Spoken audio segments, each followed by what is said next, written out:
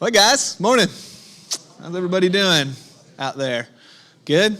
Everybody in TV land? Good? I just found out it was Nilda's birthday yesterday. Should we sing happy birthday? I'm just kidding, we won't. But happy birthday, Nilda. A one, a two. Anybody else?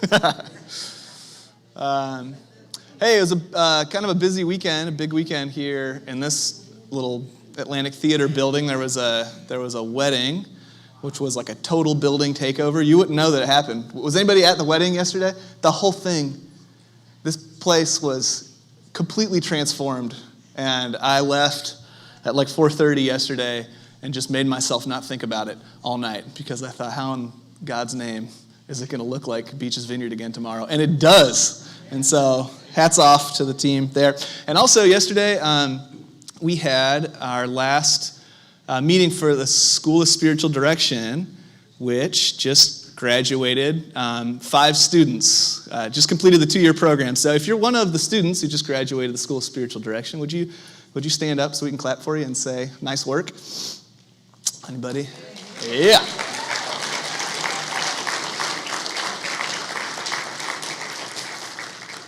Yeah. What is spiritual direction? You may be asking yourself. And that's actually what we're going to talk about this morning. So this will be kind of like an adjunct portion of our Signs and Wonder series. And we're going to explore a couple of terms such as contemplative Christianity, spiritual direction. What is this exactly? And I want to invite my friend and my mentor, my teacher, Danny Mullins. Danny runs the School of Spiritual Direction. He and I have been together now for 4 years. He was my teacher when I went through the school, and he's been the teacher. The students have been going through it these last couple of years. So we've gotten to know each other a little bit. But why don't you come on up for Beach's Vineyard's edition of Between Two Snake Plants. These things are. Yes. Thank you. All right. Just when you thought we couldn't get any more relaxed.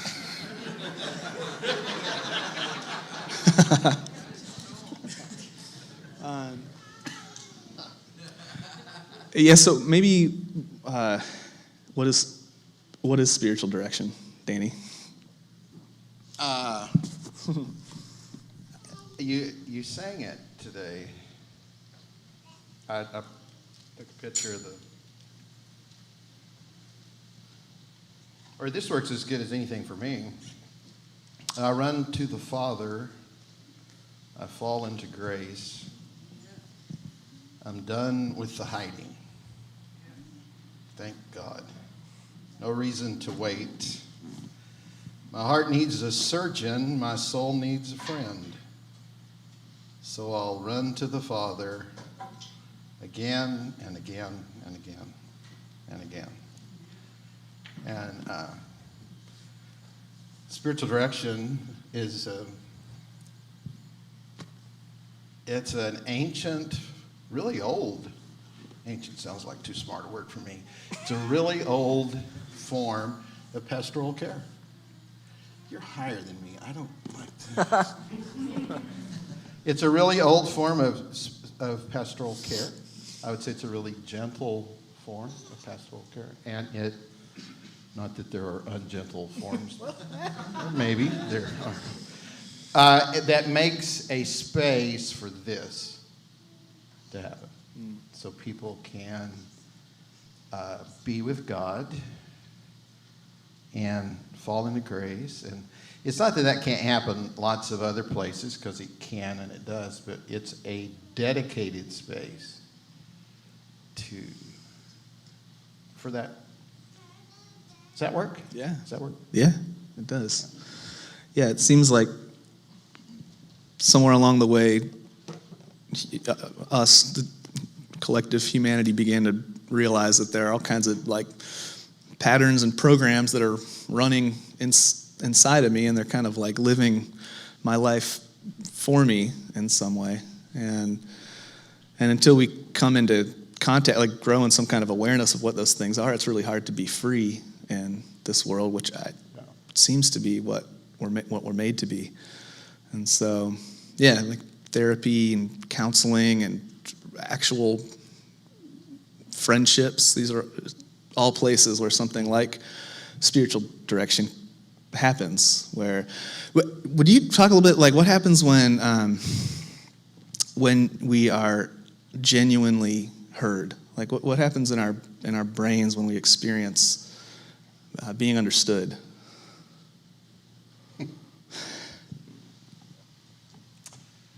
Golly.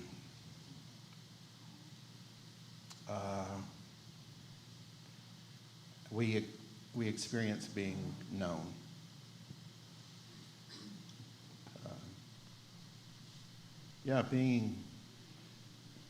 Being known. So it's like it's where the real me gets to be the real me. Once I figure out who the real me is, which is kind of a challenge in the world today, is because there's so many ways I'm told to be or raised to be, and I'm not saying they're all bad, but they certainly seem to get in the way of who I actually am. And so this discovery of who I am and being heard for who I am, known.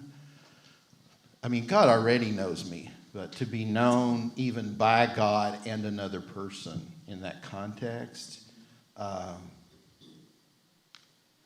don't know.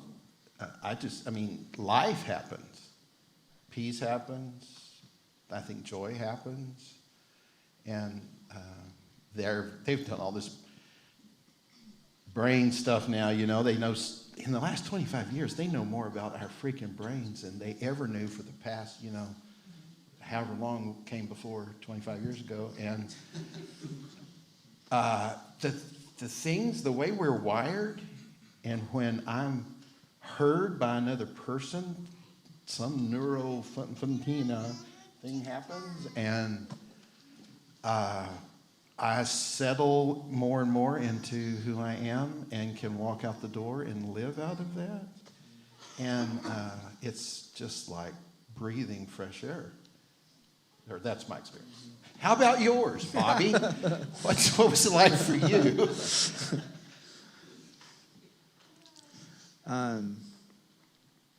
Particularly in like receiving direction, which is kind of it's a funny term. I feel like there isn't really a good name for spiritual direction. There's direction that happens, but it isn't the kind of direction that you like come in wanting to happen. Whatever that part of you that is just like, tell me what's wrong with me and then tell me how to fix it. And then, give me a little work to do, and then I'll come back. There are plenty of people who would offer that to you in the world. Yeah, totally. Tell you what's wrong and how to fix it. And how to fix it. Whereas direction, the whole thing is just like, well, you hear this a lot. Can you tell me a little bit more about what you just said? And part of you says, well, I feel like I probably said enough. But then they keep looking at you, and so then there's this sort of, which began over time to feel like prayer. I think this is what prayer feels like, and it's this exploration of how I really am, and it's like an analysis, not a judgment of these things, but an analysis. So there's some kind of honesty, and then an ability to let go of things that are not helping but are familiar. And then to embrace things.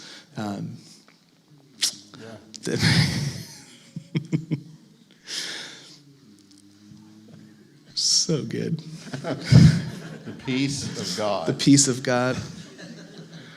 Just like a month ago, somebody in the front row, there was a couple who were visiting, and they're an older couple, and the woman said, "Is he still talking?" Do you guys remember that? I've been that guy. There's a biblical precedent. Didn't somebody fall out of a window during one of Paul's sermons one time? It's biblical, okay? If we get out of here without anybody dying, we'll be okay. That's why there's no windows in here. Yeah. So why don't you, what is a director then? How would you define, what is the role of a director? Why are they called a director? Well, the first thing I'd say is the director is on the same exact journey that the person they're sitting with is on. Yeah, they actually, people who sit with me, and as I am a director, they actually think I know something, which is just great. Because we don't know anything. What we do know, I guess, is how to create and hold spaces for people to be with God. That's all we do. And people will continually say, they'll ask us, hey, tell me what you think. Well, what do you think? More importantly, I wonder what God thinks. Could we pause for a minute and see what God might want you to know about what you just asked? Because we're actually trained not to do the thing where isn't that the thing we're used to doing? Just because it's way easier if you just tell me. Right. Listening to God could be a little scary, and do I know if I'm hearing him or not? Is it really him? Am I making this up? So just tell me, because it's Bobby. He's the pastor. He knows these things. We don't know jack squat. We just want you to have space where you can be with God about whatever's going on in your life. And is there ever anything going on in your life? Yep. I mean, like every day, something. Did you know God's in all of it? There's none of it that he's not in. So one author called it non-spiritual non-direction. Number one, non-spiritual, because we think that God's only in the sort of spiritual stuff. Turns out he's in everything. Everything. And it's non-direction because you can't get a director to tell you what to do. So we offer non-spiritual non-direction to people. Doesn't that sound inviting? Aren't you ready to sign up right now? There are graduates here. Just see them after service. They'll be glad to meet with you. For non-spiritual non-direction. Because it is a real misnomer, isn't it? We companion people on their journey. We're on one too, and because we've been on it, we have some understanding of how to walk with people on theirs. And that's all. I thought I'd died and gone to heaven. And as a pastor, you had to know all the answers. Now I don't have to know anything. Really, I'm not even kidding. I don't have to know anything. Except, why don't we just stop and be with God? I wonder what he wants you to know today.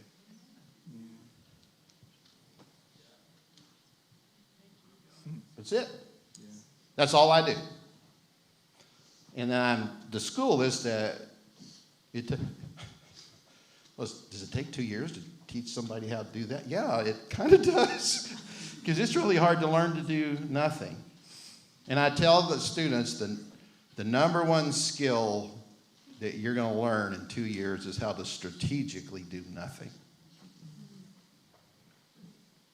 Because it's hard to do nothing when people are looking at you, wanting you to do something.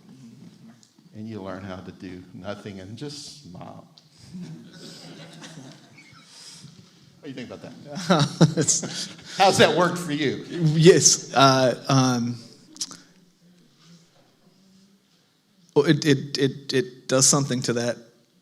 It makes the idea of like feeling empty, like I don't really have anything to offer or I don't have energy to do this. It kind of puts that thing on its head because you find out that like being empty is kind of like an ideal way to come into these things. Because then so it turns out my tank has to get really low before I stop trying to make it happen.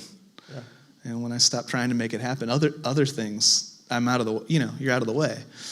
And then there's space for miracles.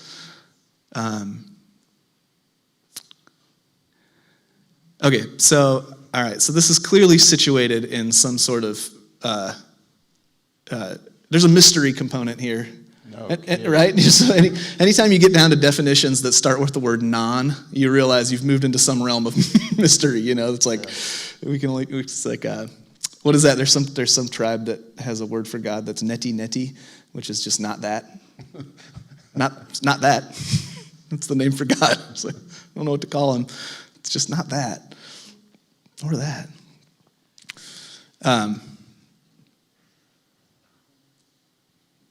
And over time, this has become, like, that mystery has become, like, comforting to me instead of frightening. That was a long process of letting go before that became true. But what's helped me in this process is coming across something called, I guess, like contemplative Christianity, a different stream that's been here for the whole time, but maybe isn't emphasized in most churches that we attend or grow up a part of. You may hear, there might be one or two, like,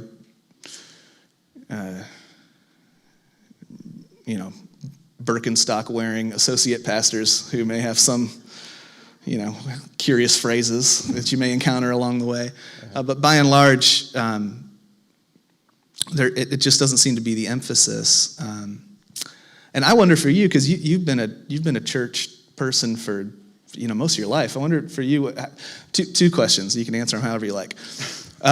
Contemplative Christianity. How would you describe that? What definition would you offer there? And then how did you find your way into that stream? What's been your experience? Sure. Well, I listen to your stuff on Sunday in Arizona. I just like to follow what's going on. And Bobby already did this a few weeks back. He talked about the word contemplate, which was, everybody, let's do a test now. How many were listening? Contemplate comes from, it's a compound word from Latin, templum, which means what? Yeah. In the temple. In the temple. And it's an invitation to be in the temple. Have you ever been at a place where your body was there but you weren't? It's like, I'm here but I am not here. Right? I made a life out of that because of a whole lot of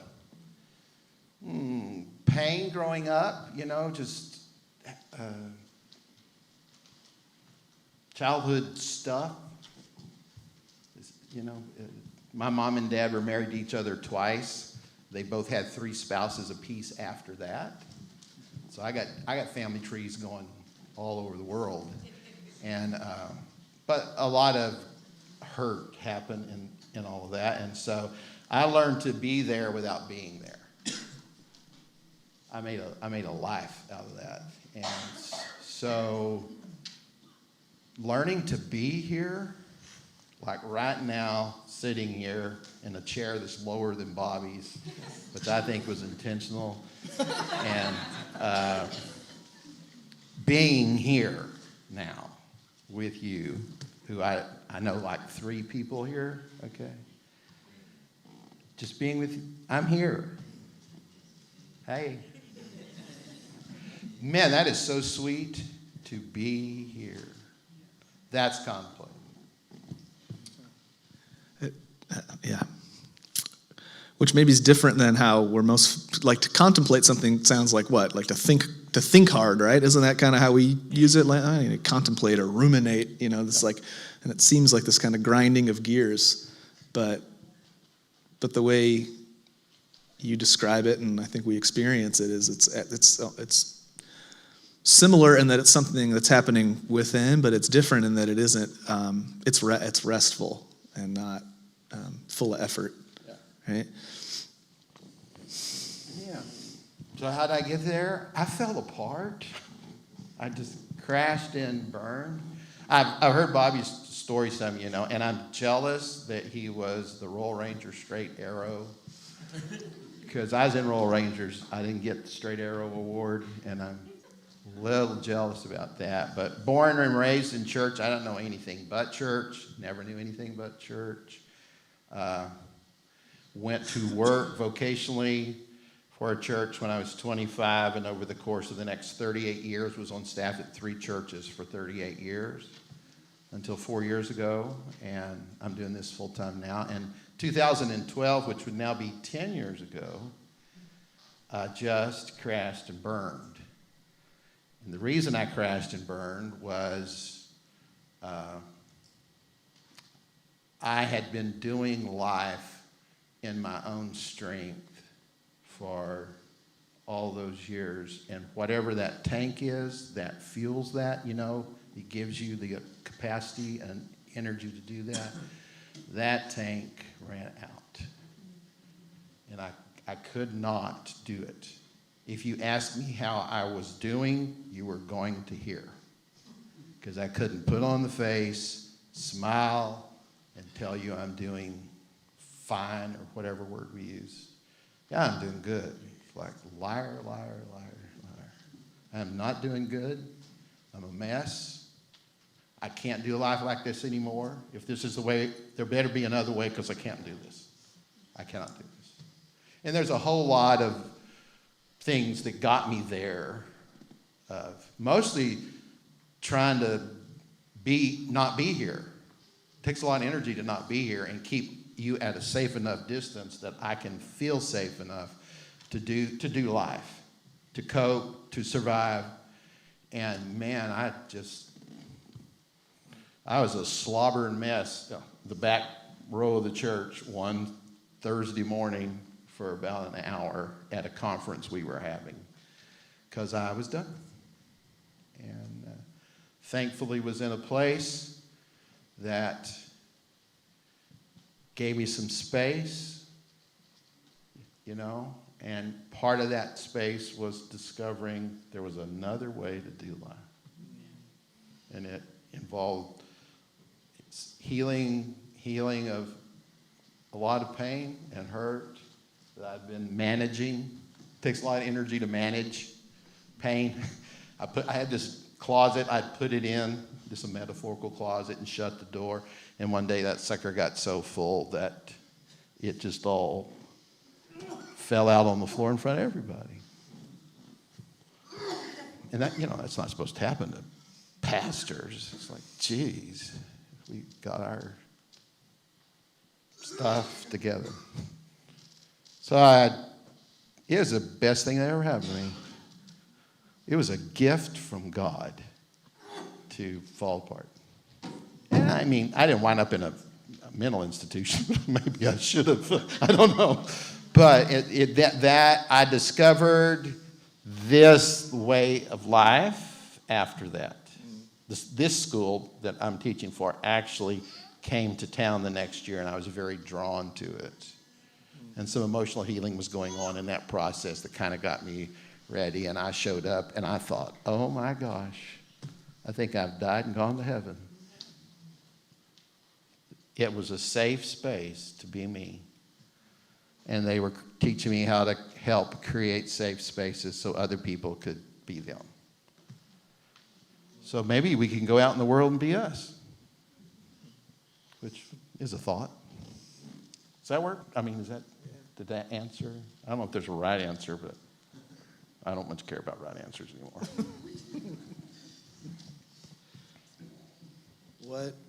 What was the healing like for you?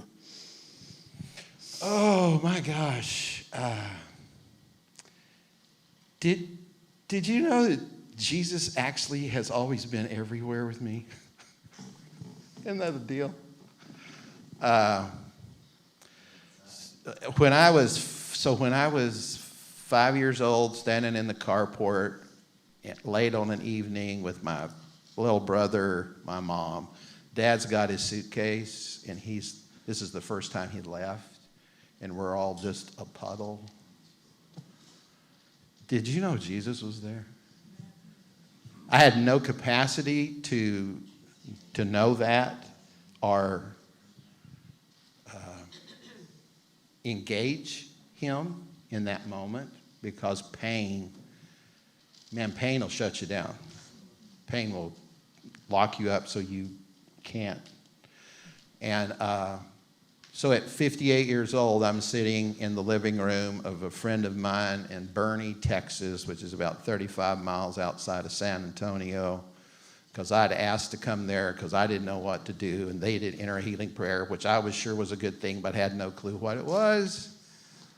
And that's the memory that was come up. That was the first memory that I was present to in that time of prayer. And she said, you know, Jesus was there. And I'm like, yeah, right, I know. Of course he is. That's a good biblical answer. She says, would you look for him?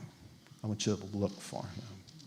And I'm thinking, okay, whatever. I mean, you know, when you where I was, give me the blue pill, give me the red pill. I don't care. Give me a pill. I'll take anything. Yeah. And I thought, what have I got to lose? And you know, as I looked for him in that place within us where we can see whatever that means, there was Jesus standing off to the side. And even though I was standing next to my mom, I was standing next to him, and he had his arm around me, 5 years old. She says, what do you see? And I described what I just described to you. And then she, the person I was with, she said, Jesus, is there anything you want to say to Danny there? And I just like heard, however that works, I heard him say to me, you don't have to do it anymore. And it was so real, I said out loud, I don't have to do what anymore? Because I don't know what he's talking about. I don't have to do what anymore? And he said to me, you don't have to protect yourself anymore. That's my job.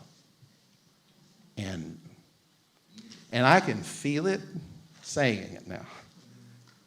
That realization that that's what I had been doing for 50 plus years of my life, was trying to protect myself. And Jesus actually says that's his job.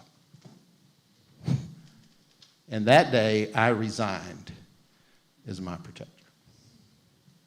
No, I took it back a couple times, but I kept resigning because that is not, because I am not good at protecting myself. And the things I use to do it are destructive. They're not helpful. They separate me rather than bring me closer to God and to people. Because when you try to put up a wall, did you know you cannot selectively keep out pain? If you could just selectively keep out pain, when you put up a wall, you keep out everything. You keep it all out. All the good and the other. And you're not really keeping pain out, but you know what I mean. We are just masters of deceit. You think you are. And so I resigned. And that is how my healing journey began. That's when I got born again. Was that morning in Boerne, Texas. I came back from that trip. I was there for 3 days. We did that for 3 days. Morning, 3 hours in the morning, 3 hours in the afternoon for 3 days. That's what we did. Jesus, anywhere else you want to be with Danny in today? Is there a painful place? Oh, here comes something else. It's not like we don't have something to choose from, right? Here comes something else. Where's Jesus? Oh, what's he saying? It's like, oh my God. And I encountered his healing love. And so when I came back from the way I described pre-Boerne and post-Boerne, pre-Boerne, I knew Jesus loved me. Post-Boerne, I didn't know he loved me that much. And people noticed. What happened to you? I'm like, well, I'm not 100% sure, but, and I would describe, would you do that with me? And I'm thinking, what? Do you? I guess. I mean, it wasn't rocket science as far as the process. I said, wow. I mean, I'm a pastor, so, you know. Oh, sure. You know what? I would do what she did with me, and he would do what he did with me to them. And they would encounter healing. It was like, sign me up.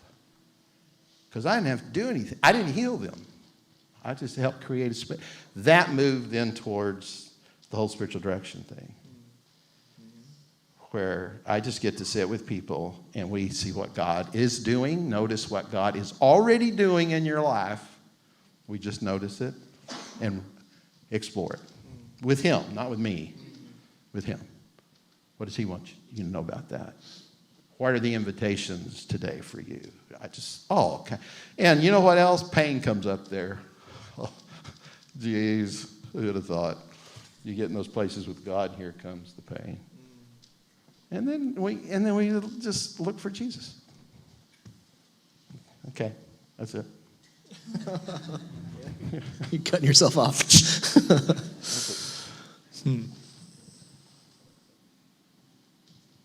What questions do you guys have?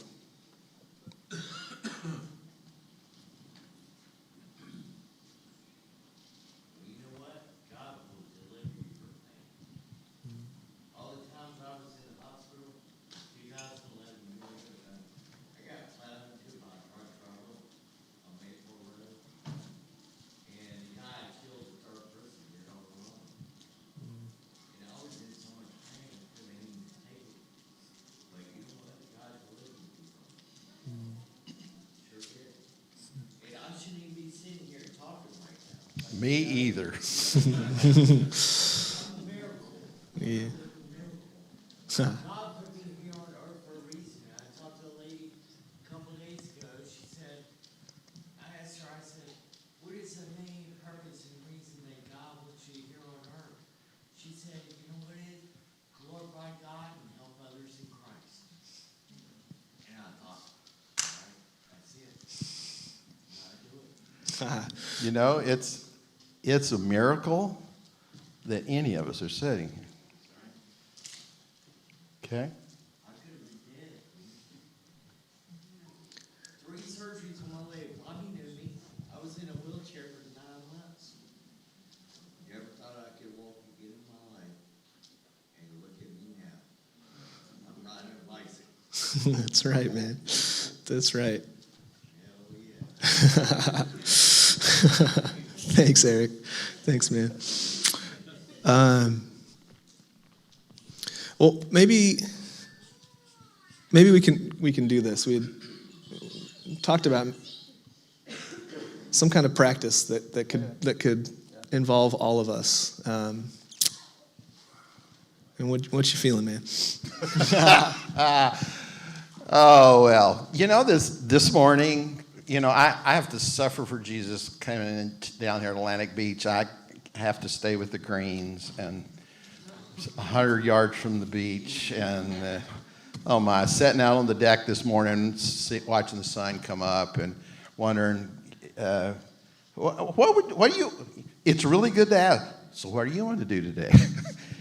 You know, rather trying to figure it out.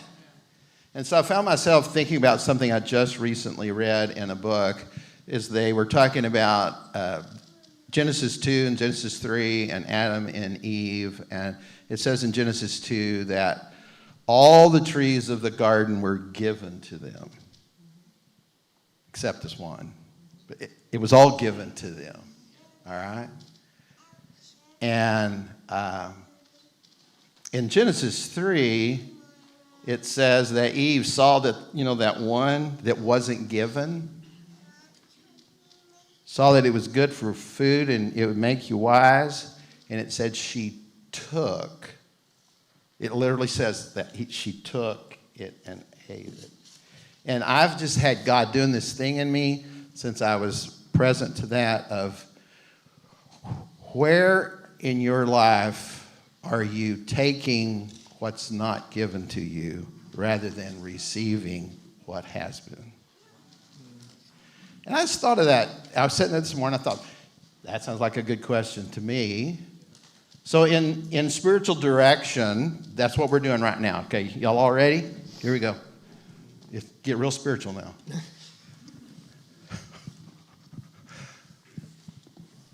Let's pause, and I'd like for you not to figure it out. I would like for you to ask God, is there a place in my life today you would like me to be aware of, in which I'm either taking what's not being given or I'm not receiving what you are giving? We got that? Okay. Is there a place? So we're going to pause here for about, 60 seconds, 90 seconds for you to listen. Just listen. Is there a place, Father, Son, and Spirit, is there a place you want us to be aware about where we are taking? Or is there some place you are inviting us to receive? Help us listen now. Let's listen.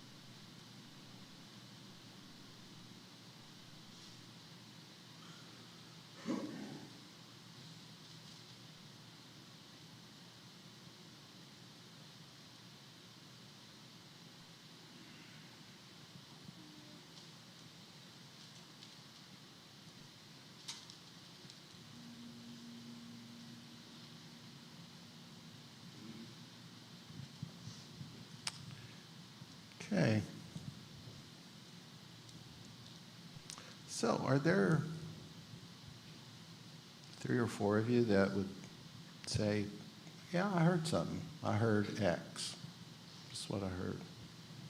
I mean, there's no obligation to share anything. So, but just thought we'd take a moment to say, yeah, I heard this. Anybody?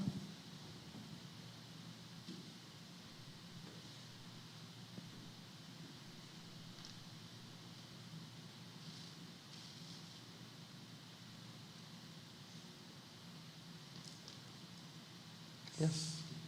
Thank you. You want to say it out loud?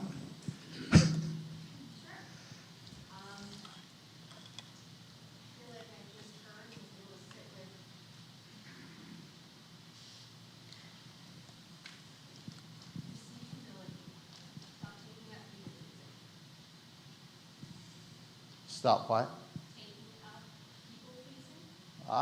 Stop taking up people pleasing and receive humility.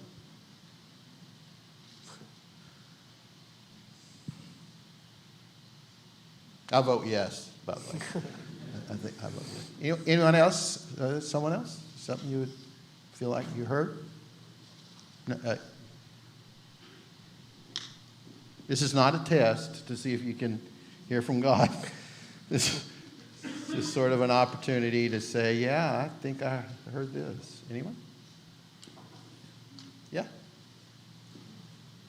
Just being worried about what I'm doing and where things are going with me and my family. And I've been trying to talk to God and ask Him, seek discernment and all this stuff. And just kind of hear Him say, and that's not the point. You're going to go where you're going to go, and I'm going to go with you. And I'm not concerned as much about what you're doing as I am about what I'm doing for you. Yeah. turns out he's at work. Yeah. Yeah. And spiritual direction's a lot about just stopping and noticing what that is for that person. That's what we do. Thank you. Anyone else? Hey, how about if you deal with grief?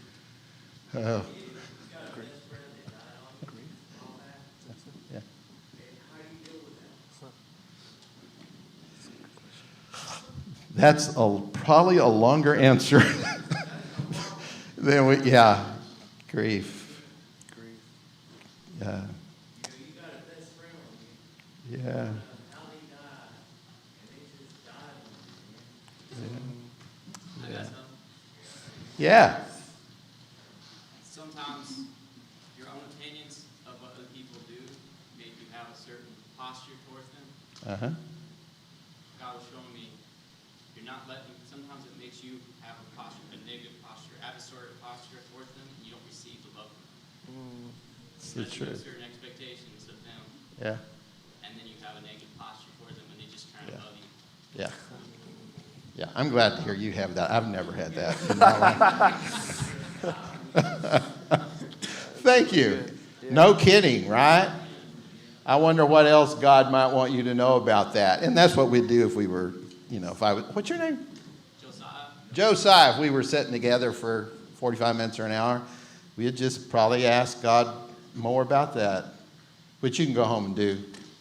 So I wonder what else he wants you to know about that. One more? Do we have one more? Yes.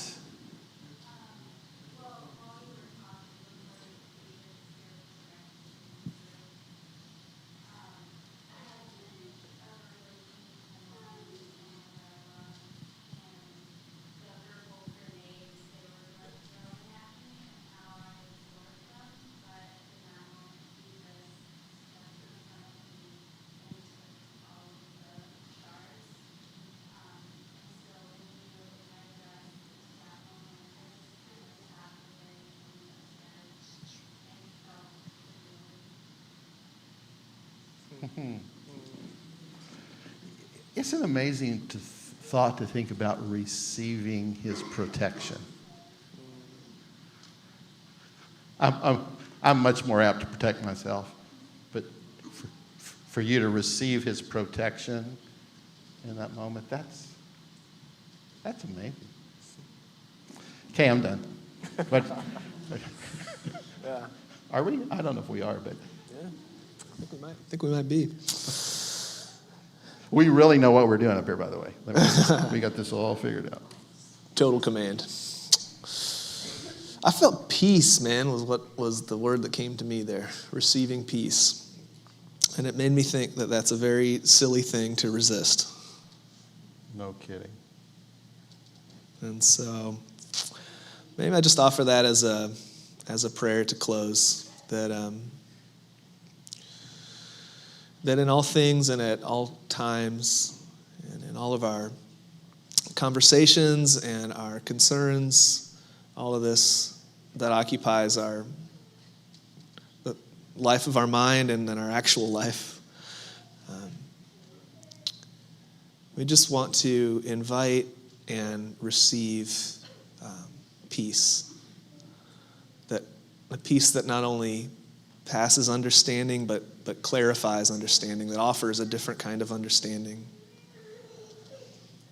And we do ask for that, for this awareness of God's presence in all things. And we receive the peace that's been promised and that is already present. And we receive that in the name of Jesus. Amen. Amen. Well, thanks, man. Thanks for being here. We're going to have to figure out some way to get Danny back here because I'm going to miss you, dude. Last verse. And if anybody has any questions at all about spiritual direction or would be interested in just exploring what spiritual direction might be like for you, just email me or stop me. Come find me. I'm relatively accessible, I think. All right.